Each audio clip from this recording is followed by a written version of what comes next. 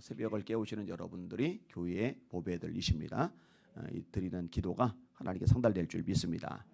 그 애굽의 10가지 재앙이 내리잖아요. 피, 개구리, 이, 파리, 동물 전염병, 사람에게 악성 종양, 우박, 메뚜기, 흑암, 장자의 죽음. 이 10가지 재앙이에요. 이걸 좀 구분을 하면은요, 자연 재앙이 있죠. 피가, 개구리가, 또 이가, 파리가, 강이 피로 변하니까 자연 재앙 맞죠? 그다음에 이제 질병 재앙이 있어요. 동물들에게 전염병이 도는 것, 그리고 이제 사람들에게 악성 종양이 생기는 거. 그다음에 이제 곡식 관련된 재앙이 있어요. 이것도 자연 재앙이긴 한데 앞에서 언급한 4가지는 그냥 곡식에는 피해를 안 입혀요. 근데 뒷부분에 나오는 이 재앙은 곡식에 치명타를 매기는 거죠. 우박 같은 것들, 메뚜기 같은 것들. 곡식이 완전히 초토화되잖아요. 식량이 모자라게 만들어지는 거죠. 그다음에 이제 마지막 4번째 부류가 사망과 관련된 건데 여기 이제 흑암과 장자의 죽음이 들어가는 거예요. 사망 재앙, 죽음 재앙에 흑암과 장자의 죽음이 들어간다. 여기 4가지로 자연 재앙, 질병 재앙, 곡식 재앙, 그다음에 죽음 재앙 4가지로 나눠 설명할 수가 있습니다. 죽음에 관련된 게 오늘 본문에 2가지가 나오는데 첫 번째가 흑암이죠. 여호와께서 모세에게 이르시되 하늘을 향하여 네 손을 내밀어 애굽 땅 위에 흑암이 있게 하라. 그 더듬을 만한 흑암이니라. 아니 근데 깜깜해지는 거잖아요. 빛이 한 줄기도 안 들어서는 거잖아요. 햇빛도 없고 달빛도 없고 별빛도 없어요. 그런데 이걸 왜 흑암 이 재앙을 죽음하고 연결을 시켰을까? 간단합니다. 빛이 없으면 생명도 없습니다. 빛이 없으면 생명도 없습니다. 요한복음 1장에서도요. 이 빛하고 생명하고 연결해서 그 안에 생명이 있었으니 이 생명은 사람들의 빛이라. 빛이 어둠의 빛이 돼 어둠이 깨닫지 못하더라. 빛이 없잖아요. 사람이 못 살아요. 동물이 못 살아요. 식물들도 못 살아요. 식물들이 광합성을 해야 자라잖아요. 그죠? 그 광합성에서 자란 식물들을 초식동물이 먹잖아요. 또 그 초식동물들을 육식동물이 먹잖아요. 또 사람은 잡식이죠. 그래서 초식과 육식을 다 먹잖아요. 이러면서 생태계가 유지가 되는 거예요. 그런데 흑암이 없다. 그러면은 뭐 살 길이 없어지는 거예요. 그리고 먹는 문제가 아니어도 빛이 없다면 사람이 살아갈 방법이 없습니다. 여러분 햇볕을 안 쬐야 피부가 하얗게 유지될 것 같으니까 햇볕을 안 쬐는 사람이 있는데 햇볕을 너무 안 쬐도 병 생기는 거 아세요? 햇볕이 사람에게 필요해요. 이 빛이 사람에게 꼭 필요합니다. 그런데 하나님이 이 흑암으로 애굽 전역을 덮어버린 거예요. 밤인지 낮인지 구분이 안 가게 만들어 버리신 거예요. 22절 모세가 하늘을 향하여 손을 내밀매 캄캄한 흑암이 3일 동안 애굽 온 땅에 있어서 그동안은 사람들이 서로 볼 수 없으며 자기 처소에서 일어나는 자도 없으되. 그 앞부분에 나오는 재앙들이요. 자연 재앙 같은 것들 이게 특별히 애굽에서 섬기는 여러 신들에 대한 하나님의 심판이기도 해요. 네, 흑암 재앙, 태양을 완전히 가려버리는 거잖아요. 이것도 역시 애굽에 있는 우상 숭배에 대한 하나님의 심판이기도 합니다. 여러분 애굽에서 이집트에서 태양은요 아주 강력한 신이에요. 바로 파라오라고 하는 존재는 이 왕이라고 하는 존재는 이 태양의 아들이에요.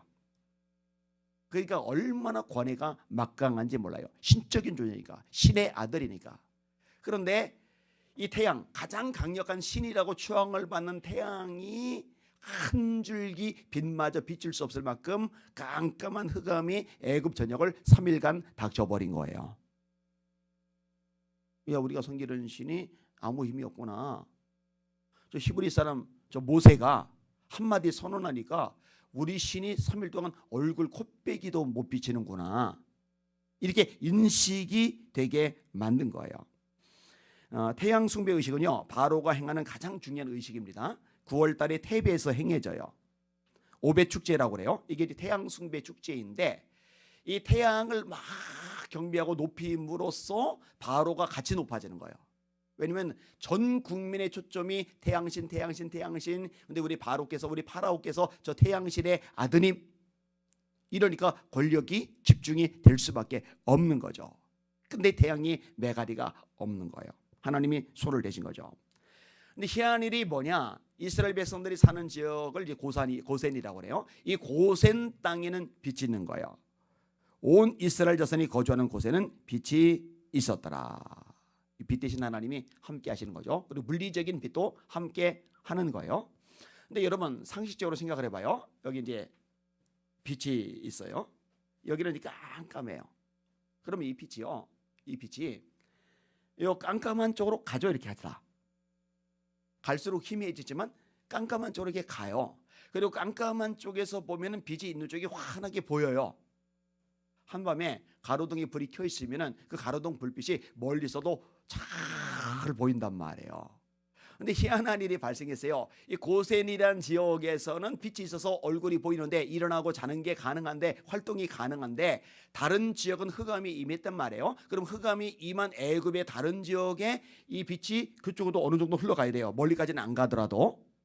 근데 이상하게 이 고센 지역에 이 빛이 있는데 애굽에서는 이 빛이 안 보이는 거예요. 진짜 흑암이 덮쳐버린 거예요. 여러분 하나님의 능력인 줄 믿으시길 바랍니다. 하나님께는 가능하죠. 과학적으로는 불가능한데, 물리적으로는 불가능한데 하나님은 전능하시니까 가능하단 말이에요. 자, 그다음에 마지막 재앙이 우리가 너무너무 잘 아는 초태생의 죽음입니다. 여호와께서 모세에게 이르시기를 내가 이제 한 가지 재앙을 바로와 애굽에 내린 후에야 그가 너희를 여기서 내보내리라. 그가 너희를 내보낼 때는 여기서 반드시 다 쫓아내리니 백성에게 말하여 사람들에게 각기 이웃들에게 은금 배물을 구하게 하라 하시더니 여호와께서 그 백성으로 애굽 사람의 은혜를 받게 하셨고 또 그 사람 모세는 애굽 땅에 있는 바로의 신하와 백성의 눈에 아주 위대하게 보였더라. 여러분 희한한 사실 중에 하나가 뭐냐면요. 자, 모세가 하나님의 명령을 받아 바로에게 가서 선포를 하고 재앙이 쏟아진단 말이에요. 근데 재앙이 쏟아질 때 그 마술사 2명이 바로 옆에 붙어 있으면서 따라한단 말이에요. 뭐 지팡이 뱀이 되게 하는 거 이거 따라요. 그죠? 개구리 올라오게 하는 거 따라해요. 그죠? 근데 어디서 멈추죠? 티끌을 쳐서 이가 되게 하는 거. 거기서부터는 못 따라해요. 왜냐면 생명을 만드는 거거든요. 그런 사단이 따라할 수가 없는 거거든요. 자, 그다음에 어디서 문제가 발생하죠? 사람들에게 악성 종양이 생길 때 이 마술사들에게도 악성 종양이 생기면서 알아듣고 그 다음부터는 바로 앞에 나타나지를 못해요. 그럼 이제 바로가 정신을 차려야 돼요. 이거 우리가 감당할 차원을 넘어가는구나. 이거 위험하다. 애굽이 다 박살나게 생겼다. 그리고 이제 나중에는 신하들이 막 단체로 들고 일어나서 바로요 보내세요 막 이렇게 나올 정도로 여러분 이게요 지금 우리나라에서는 가능합니다. 그리고 웬만한 지금 왕이 있는 나라들도 가능해요. 입헌 군주제니까 군림하되 통치는 하지 않는다. 이게 입헌 군주제예요. 군림은 하는데 통치는 하지 않는다. 통치는 수상이에요. 총리가. 근데 아까 말했잖아요. 바로는 신이란 말이 신 앞에 어디 감히 신하들이 이제 그만 좀 하세요. 이게 가능하냐고요. 근데 신하들이 그렇게 말할 만큼 상황이 다급해요. 근데 바로가 계속 마음 바꿔요. 보내겠다고 해놓고 뒤집어요. 호떡 뒤집듯이.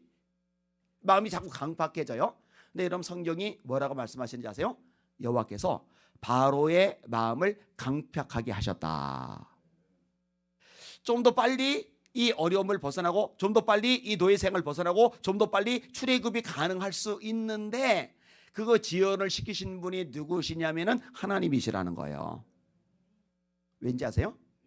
하나님의 영광을 더 드러내기 위해서, 이스라엘 백성이 더 체험하게 하기 위해서, 그리고 하나님이 제대로 심판하시는 통로 중에 하나가 사람의 마음을 굳어지게 만드는 거예요. 완악하게 만드는 거예요. 강팍하게 만드는 거예요. 목이 곧게 만드는 거예요. 구약에 나오는 4가지 표현입니다. 하나님이 심판하시려고 할 때 상태예요. 그게.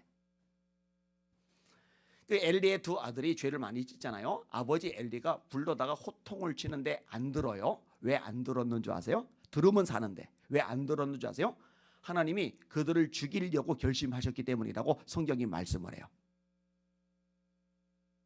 죽이기로, 다시 말해 심판하기로 하나님의 마음을 먹으셨기 때문에 돌이키면 안 되잖아요. 그 마음을 강팍하게 하시는 거예요.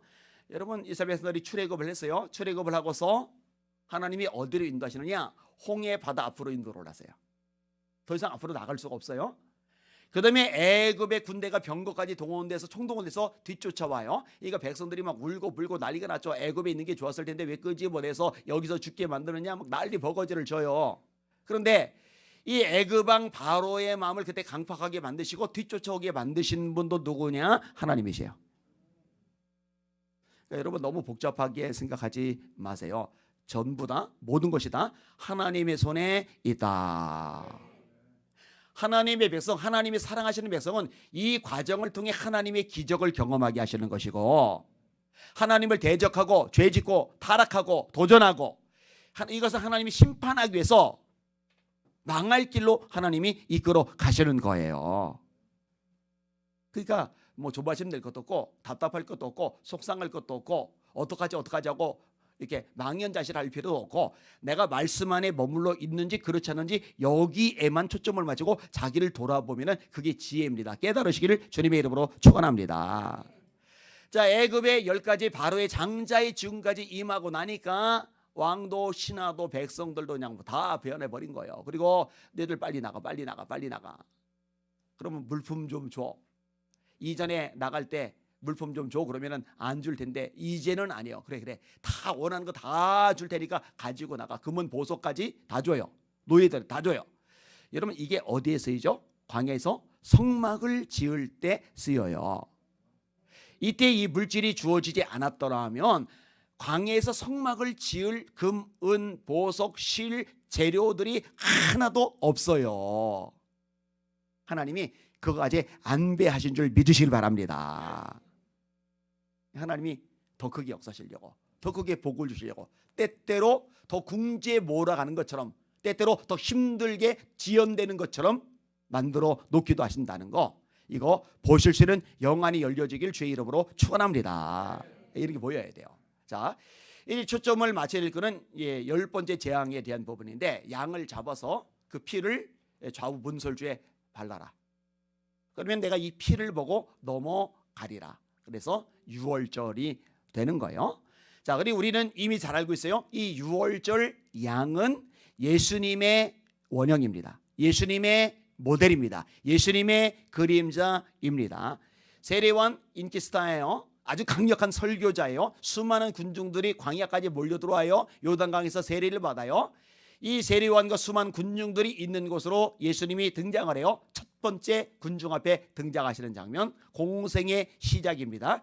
이때 세례요한이 성령의 지시를 따라 예수님이 누구지를 알아봐요. 성령이 비둘기같이 그 위에 임하시는 것을 보았다라고 이야기하잖아요. 그리고 뭐라고 소개를 합니까? 보라, 세상 죄를 지고 가는 하나님의 어린 양이로다. 양의 피가 묻어 있으면은 하나님의 심판이 피해 가듯이 어린 양 예수의 피가 있는 사람에게는 하나님의 심판이 피해 간다는 거, 하나님의 심판이 미치지 않는다는 거 믿으시기를 주님의 이름으로 축원합니다. 예수의 피가 그래서 우리 찬양의 가사가 되는 거예요. 이 세상의 모든 죄를 맑히시는 주의 보혈, 성자 예수 그 귀한 피, 찬양하잖아요. 죄에서 자유를 얻게 함은 보혈의 능력, 주의 보혈, 시험을 이기고 승리하니 참 놀라운 능력이로다. 예수 십자가에 흘린 피로써 그대는 씻기어 있는가. 더러운 죄, 이거를 회개하는이라고 부르는 사람 잡고 있어요. 회개하는이 아니요. 더러운 죄 희게 하는 능력을 그대는 참 의지하는가. 예수의 보혈로 그대는 씻기어 있는가. 전부 다 피로 씻어요. 여러분, 피로 세수하면은 씻기는 게 아니라 빨개져요. 빨개져요. 이 피로 씻는 것은 때가 아니에요. 이 피로 씻는 것은 우리의 죄악입니다. 샘물과 같은 보혈은 임마누엘 피로다.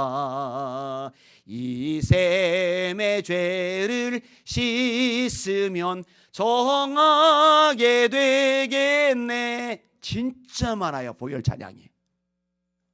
왠지 아세요? 이 보혈이 우리 죄를 사하고 하나님의 아들과 딸이 되게 하며 하나님을 아버지로 부르게 하며 천국의 시민권을 가지게 만들며 하나님의 자녀로서의 권세를 가지게 만들기 때문입니다. 그래서 구약을 읽을 때 예수님을 발견하셔야 된다고 말씀을 드렸죠.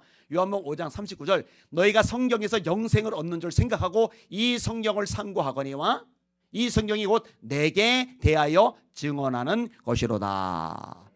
제가 아까 죽음 심판이라고 했어요. 흑암, 그 다음에 바로의 큰아들, 신하들의 큰아들, 장군들의 큰아들, 백성들의 큰아들, 천민들의 큰아들, 짐승의 첫 새끼까지 이 하나님의 심판, 죽음이 임해버려요.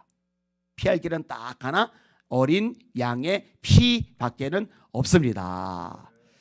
이 땅의 모든 사람이 죄를 범했어요. 이 죄로 말미암아 사망이 모든 사람에게 찾아왔어요. 한 사람으로 말미암아 죄가 세상에 들어오고 죄로 말미암아 사망이 왔나니 이와 같이 모든 사람이 죄를 지었으므로 사망이 모든 사람에게 이르러느니라.